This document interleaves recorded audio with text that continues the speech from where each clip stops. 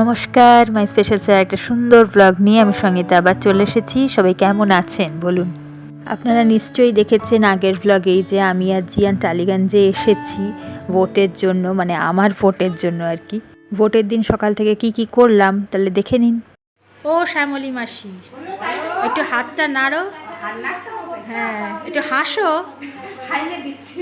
না না, বিচ্ছিরি লাগবে না, একটু হাসো সুন্দর করে হেসে।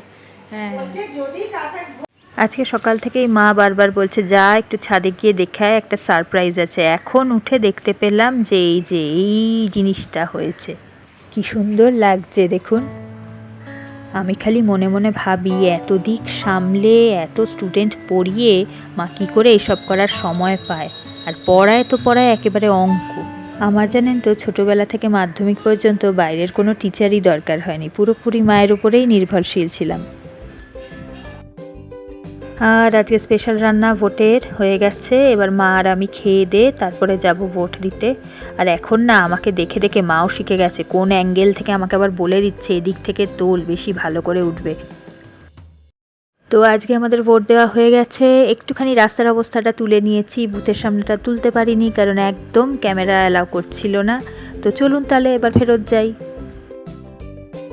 বাবাকে একটু চা করে দিলাম, মা এখন পড়াচ্ছে তাই টাইম পাবে না। আমি খালি ভাবি এই গরমের মধ্যে মানুষ কি করে এই গরম গরম চা বারে বারে খায়। আমি একটু আইসক্রিম খাই বরং। তাহলে আজকের ব্লগটা এখানেই শেষ করছি। ভোটের দিন ভালোই কাটলো, মায়ের হাতের বিরিয়ানিও খেয়ে নিলাম। আপনারা কি কি করলেন অবশ্যই জানাবেন। ভালো থাকবেন, সুস্থ থাকবেন, আনন্দে থাকবেন, নিজের খেয়াল অবশ্যই রাখবেন। খুব শিগগিরই আর একটা সুন্দর ব্লগ নিয়ে দেখা হচ্ছে।